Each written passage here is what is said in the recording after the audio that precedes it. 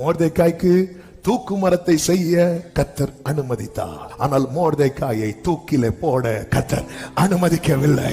யோசேப்பை குழியிலே தூக்கி போட கர்த்தர் அனுமதித்தார். ஆனால் அந்த குழியை மூடி போட கர்த்தர் அனுமதிக்கவில்லை. சாத்தானை யோபுவை தொட கர்த்தர் அனுமதித்தார். ஆனா ஜீவனை எடுக்க கர்த்தர் அனுமதிக்கவில்லை.